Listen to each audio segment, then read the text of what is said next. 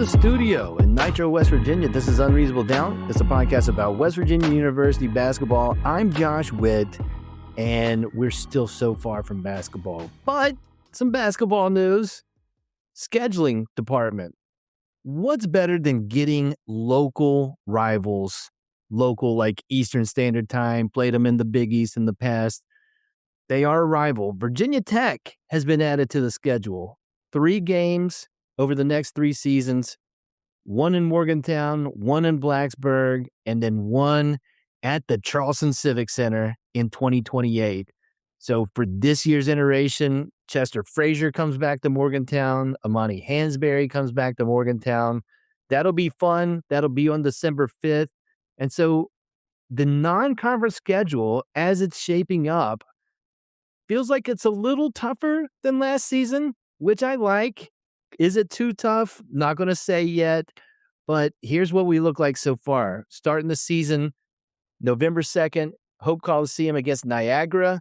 Then a couple of weeks later, they're going to Las Vegas for the Players Era, the more exclusive Players Era tournament.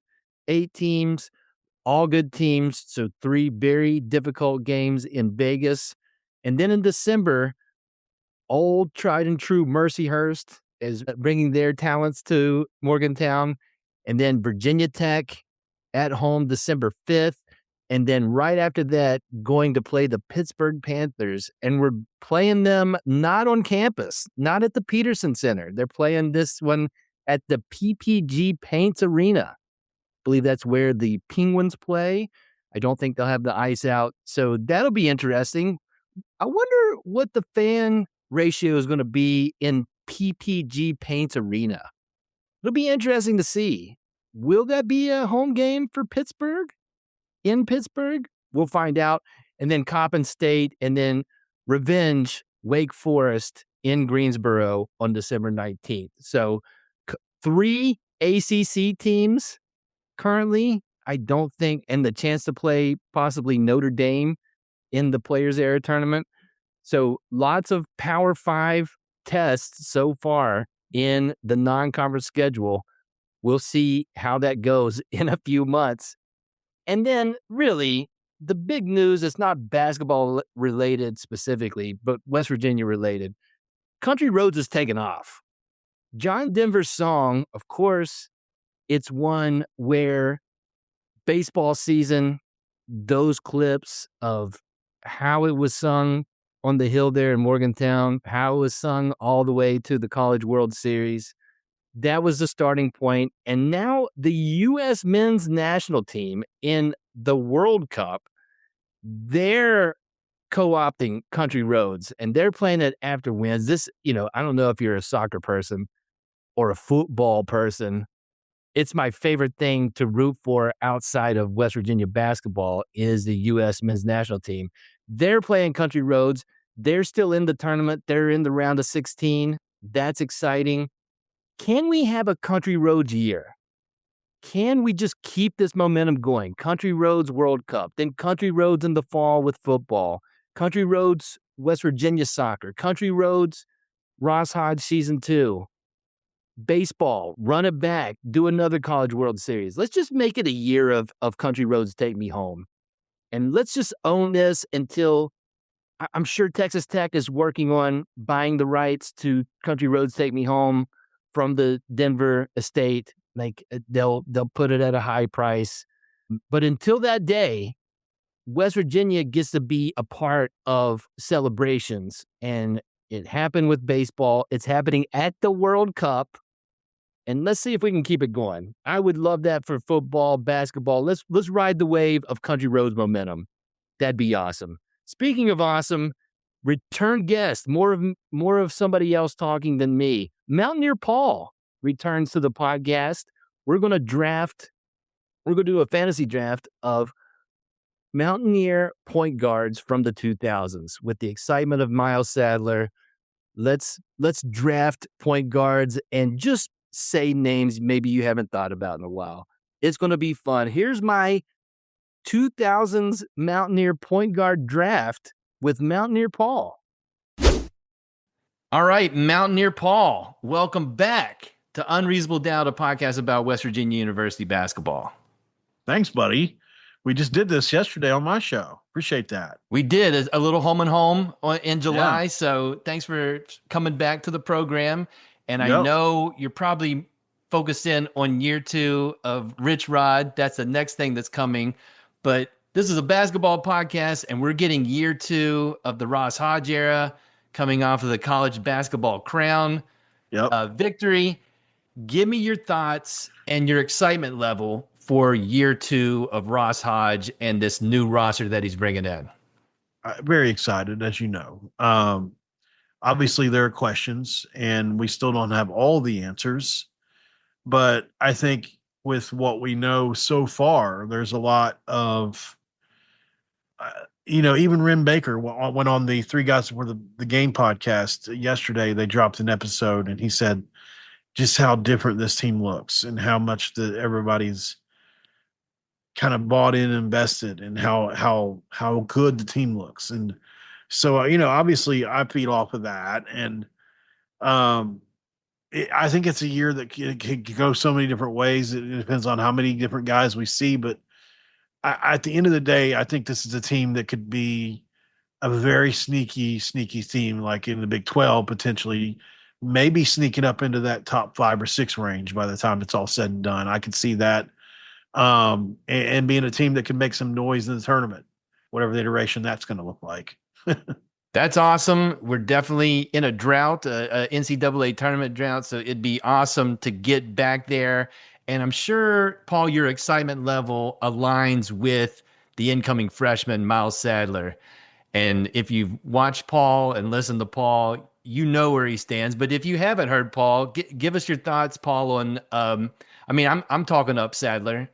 Give me your thoughts on what you think of Sadler as a prospect, and what will he do in the 2026-2027 season? Well, you're talking about a guy who's had major accolades and honors, who's entering his freshman year at West Virginia, 5-star recruit. He didn't start out there. This is a kid that's been doubted every step of the way. Every step of the way, Miles Sadler has been doubted by people. He's had to prove people wrong. It's too small. He can't shoot. And he just continues to get better at all those things. By the end of this year, he had a step back jumper. He's got a little bit of a mid-range game he can go to from the right hand. Like, he can do things now that maybe whenever I first found out about Miles, I was told the first thing a person ever told me about him was he's one of the better on-ball defenders in high school basketball. So I went into that thinking, okay, this is this hard-nosed, defensive 5-star kid that can play some point guard. And then that's not what I saw at all. Yes, he's hard-nosed. He is everything to me. And I think that he's only improving. So you look at what was then maybe a year ago and has become, let's say from when he was on the Canadian team, FIBA under 17, that iteration of Miles Sadler and what he's become this year, 2 totally different kids. Like, he went from 12 points a game, 13 points a game there to way better now, to games where, he's putting up 26, 28, 29-point games. And, at Bella Vista really came into his own, averaging about 16 a game. I think it was there, 5 assists, 4 rebounds, over 2.5 steals a game, and obviously had his pick of the litter. So you're talking about a 5-star recruit, top 25 player kid, nationally, the highest rated in our history, as we've spoken about, Josh. And, the EYBL standout, tournament that he had, the Chipotle National Championship, all the way to the Nike Hoop Summit, and everything in between has been, how do you top that? And then he does it. And then and now he's going to the Chris Paul camp. So it's like, every time I look up, Miles Sadler is eating more. And my expectations are, I think he can be, and I said this out loud on my show, our version of AJ DeBonsa. In other words, will he ever be as talented as AJ DeBonsa? That's obviously, that would be hyperbolic to say, but to say that he couldn't be our freshman version of him, or Corey from Stanford even, absolutely he can be that. There's no reason he can't be. He's being mocked in his first round. Like, this is a kid that can be generational for us, Josh. And a Corey is a great kind of comparison of just – freshman. He was a freshman this year, right? Yes. And then gets drafted. And we saw them in Las Vegas. Really good player.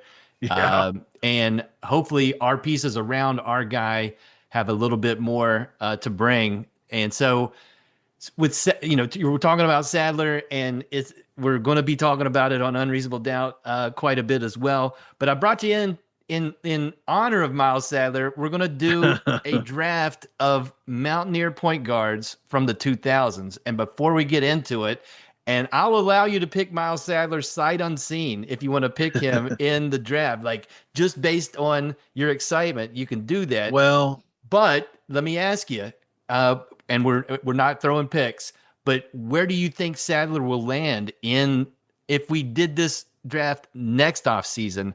Where do you think Miles Sadler is going to land on the list? Top 4, top 2, top 10? What are your thoughts? If you had to guess today, it's July. right. Yeah. I mean, playing the guessing game, I don't Yep. think he'll be Javon Small. I don't think he'll be that level. In his first year, I think maybe impact wise, he can have a similar impact, but not the scoring impact, maybe is what I'm trying to get to. I think he could be top 4, top 5. Yeah. I think it's possible. And and I don't know how much research you did for this. I did a little bit on mine, and with the 2000s, we've got a lot of 1 year There's a lot of really guys. good guys. A Yeah. lot of really good guys and a lot of 1 year guys where you are drafting based on a guy's 1 year and then goes to another place, or this is his last spot before he goes to whatever he's Right. going to do. So it's going to be interesting. We're going to do a snake draft. We'll have 5 picks. I'll put the teams on the internet and we'll see and let the internet crown the champion. Okay. Paul, you're the guest. I'm going to give you the Yeah. option. Do you want to draft first or do you want to draft second? Give me Javon Small for the first pick in the draft. I'm going to go So you're first. coming hot out of the gate and you're going Javon Small. Tell me Oh why yeah. he's your 1-1. Well, he does everything. He literally does everything. He's in the stratosphere with Javon Carter defensively. Like you can make the connection. He's not Javon, but yeah, he's definitely he's another Javon, I guess. But he's definitely a very good defender. Maybe a more like a Joe Toussaint style defender. He's a defensive guard who can play defense. And then offensively, the year he had with West Virginia specifically, I mean, was there a better guard in the Big 12? No, there wasn't. And that's saying a lot, considering the Big 12 is as talented. And look what he just did, right? He just had a great rookie year. I mean, we haven't had a guard do as well as he's done outside of the 2 that we all know about. So, I think there are definitely options there. I think he gives you everything. He gives you defense. He gives you elite 3-point shooting. He gives you, the ability to get to the lane, and he gives you positional size at 6'3". So I think there's just everything there with him that you hit every mark that you're going to need to hit. If he's having an off game, he can pass it. He can play defense, right? So that's why I picked Javon Smith. I did not have him at the top of my list, but you made the strong argument of why he's your 1-1. I get the next 2 picks, Paul, and I got to go with another Javon here. And we're talking 2-time national defensive player of the year, an All-American, Yeah. 4 years at WVU, 3 Sweet 16s. I got to go with Javon Carter. He was at the top of my list. Fairly or unfairly, his longevity, him and Daxter kissing the floor, emotional with Huggins on senior day, and just going back and watching the clips. I took him for granted at the time. I really thought of the negatives while he was playing, and as with everything on my basketball takes, with age, it's like, dude, you should have appreciated him in the moment. Like just his ability to take a couple of dribbles. He's pulling the 3, and he got it off with consistency, shot it well. Javon Carter, NBA pro, just signed another contract with the Magic, so still getting those checks. Yeah. Javon Carter's the guy for me. and he's my first pick. And so I get to pick again, Paul. Uh-huh. And I've got a different dilemma here because I really Yeah. think as you go through these guys, it's like a top four. And I thought we'd have to, one of us was going to have to decide who's going to get Javon Small or who's going to be, if Javon Small is going to be there.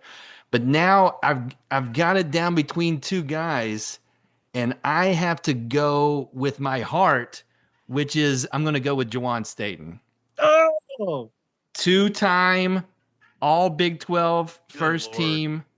That jump shot, the way he could rise and just like Mid-range a game. frog, just get that shot off wherever he wanted. The classic finish against Kansas in the first year of West Virginia really kind of transitioned from the end of Kevin Jones and Truck Bryant into West Virginia's era.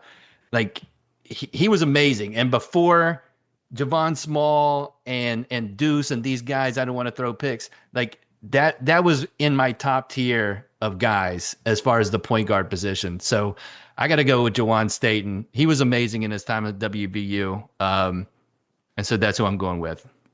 All Thoughts on right, Jawan so Staten? oh, you couldn't go wrong. You can't go wrong with that. I mean, as far as college players goes on this list of these guys, I mean, he's right there. I Yeah. mean, he did everything well. He was elite mid range game, elite at getting to the rack. I mean, he's a guy that scored 15 or 16 a game in college, especially coming over from Dayton to. I mean, look, the year that he had with West Virginia was really good, and it's just one of those guys that you wish we had more time at West Virginia. Yeah. One more Would season. have It'd set have been records. awesome. That's for sure. All right. You got the next two picks, Paul. And I think I've got a guess on who the next pick's going to be because this is Oh who I was yeah, struggling with. Yep. yeah. Obviously, Miles McBride. Obviously, you got to go there. There's no doubt about it. Two of the better years you've seen a kid have. I mean, what he was from his freshman year to his sophomore year, what a huge jump. In a kid that, I mean, what was he and Javon Carter a year apart from playing with each other? Did Javon leave the Two year he years, two came? years difference. Yeah. There was 2 years. Yeah. Yeah. So, and there were other guys that just missed each other between those two. I mean, it was almost like if it would have been nowadays where people can get waivers and who knows what could have happened. And I mean, can you imagine a team with Miles and Javon on it? What would it have been? But either way, yeah, I mean, obviously Miles is what he's turned into now is incredible. The year he just had, incredible. One of the most important pieces off of a team that won it all, and has turned himself into one of the best snipers in the league. He didn't have that at West Virginia, not to that level. He was not, if he played now at West Virginia, he would be a 40% plus 3-point shooter. But I mean, he was still good. He was just coming along. Athletic, defensive, size, everything you could want in a guy. And the more I talk about it, the more I wonder, should I have picked Javon Small over him? But I mean, it's close between the two. I think Javon Small, I would, if you told me Javon Small had the better career by the end of it, I wouldn't be totally shocked. I don't think, but he's making it hard on whoever wants to come after his crown because he's definitely surpassed Javon Carter as far as NBA career goes. But that does, we're talking about college, obviously. But you can't now that we know what they've done in the NBA, it's hard not to factor it in. Sure. Miles obviously a big piece, and then if I'm going for another piece here, I've got two pretty good sized guards here, right? We're talking about size plus positional flexibility. And I need a dude that can shoot it anywhere, any place, anytime. Right? Tell I me don't know who I'm where you're picking. going with this. Go for it. Honor Huff, baby. Give me Honor Huff.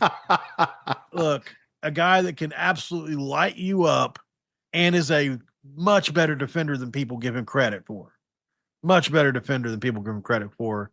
I think Honor Huff is a fun pick for this draft in this spot.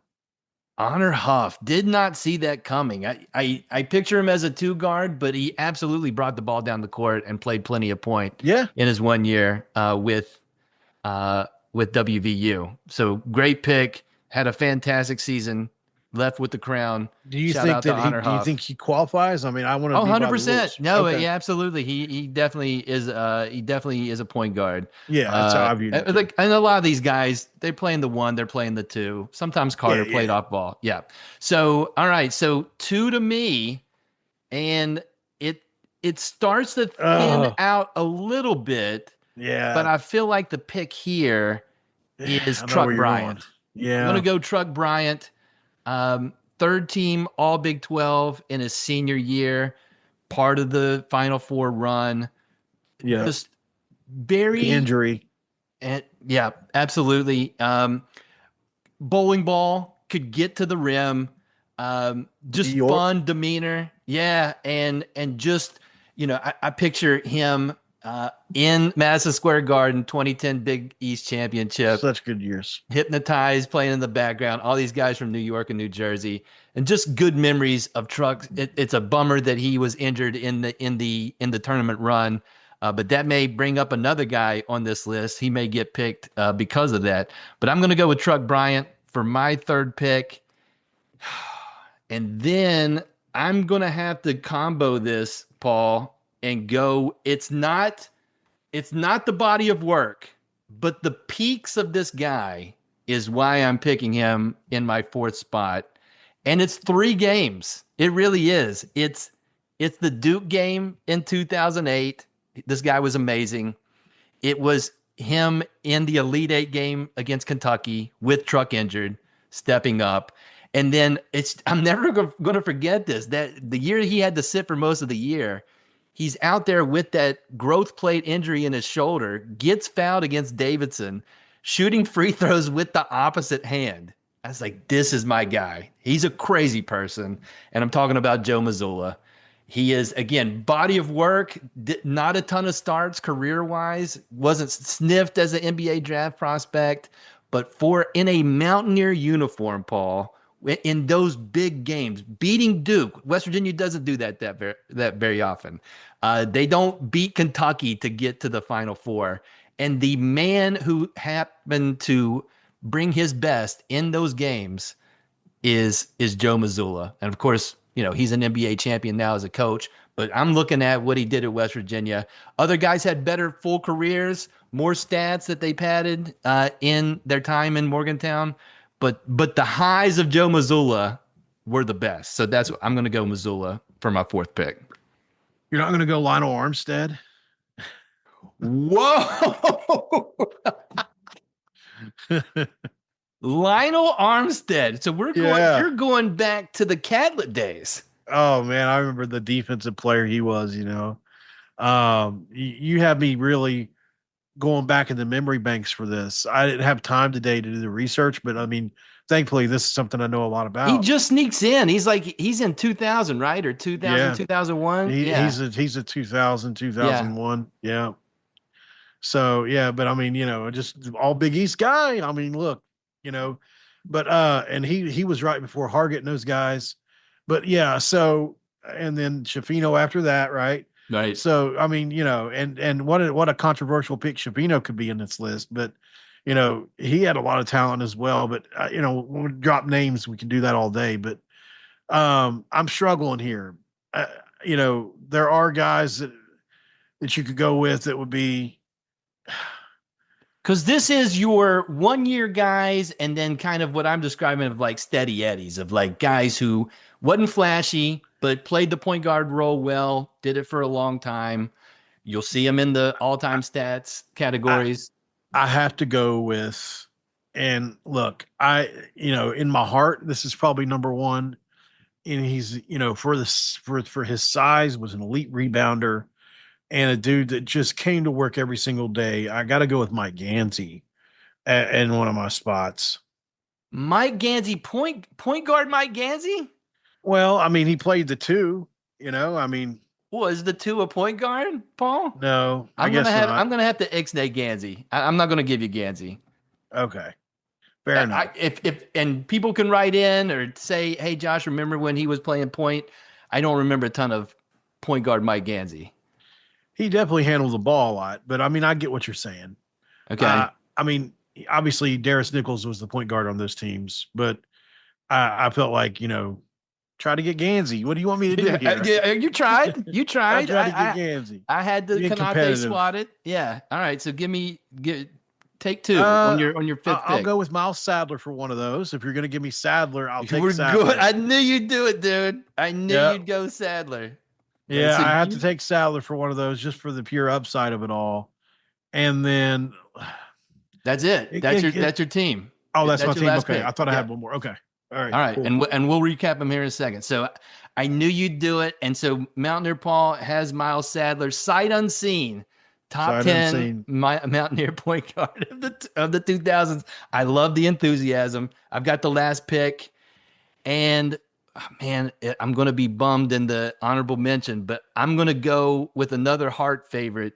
I'm going with the Big 12 Sixth Man of the Year in 2016-17, Tariq Phillip. Just vibes of a guy who played both sides of the ball, played hard, made that key shot in the NCAA tournament, I believe against Buffalo. It was against Buffalo, yeah. Yeah. Dog, like one of those in that Press Virginia era. Would not want to see him on the other side of the ball if I had it. Other guys, again, more stats, but I enjoyed watching this man play. I'm going with Tariq Phillip. That's my fifth pick.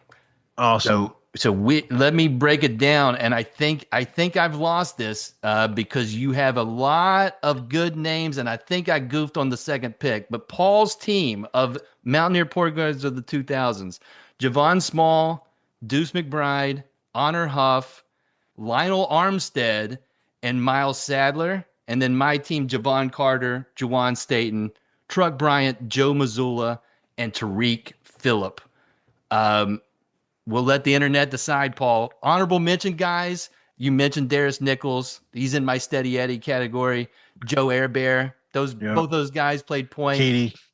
Yep. You got Joe Toussaint the 1 year. Jonathan Hargett. It was a terrible year. Creasa. Great stats. Kerr Creasa 1 year. Kedrian Johnson 3 years. I mean, and then you're getting into like Jordan McCabe and Beetle Bolden. All like probably good memories of guys, but those are in the honorable mention. So I'm excited. You've got Miles Sadler and if we do this next year, Paul, let's see where he's at on the list. But I'm excited you've got him in the top 10. How do you think you did? What are you hear the teams? Who's the winner on this one? Give me your 5 again. Javon Carter. He was 2-time National Defensive Player of the Year. Yeah. Juwan Staten, Truck Bryant, Joe Mazzulla, Tariq Phillip.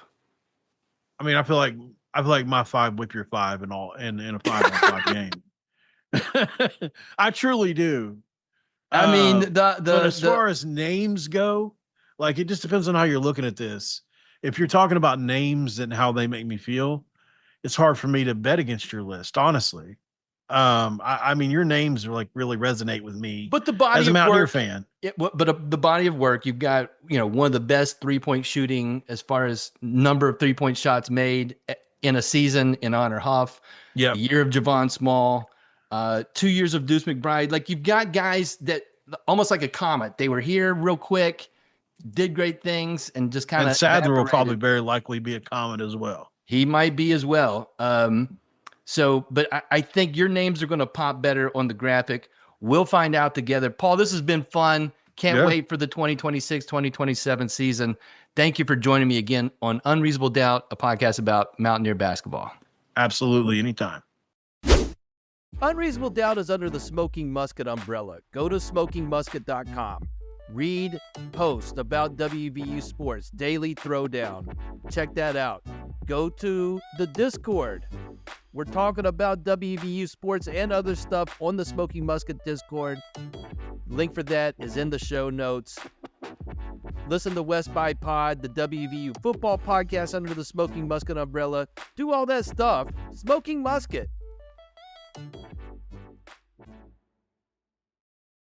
Big thanks to Paul for joining me on the podcast. You can find his show, Locked on West Virginia, on YouTube, wherever you get podcasts. You can find Paul on X at Paul Mountaineer. That's it for this episode of Unreasonable Doubt. Listen on all the platforms or just pick one. Apple Podcasts, Spotify Podcasts, Amazon Podcasts, Overcast Podcasts, YouTube. Until next time, I'm Josh Witt. WVU for the 2026-2027 season. They have 0 wins and they have 0 losses.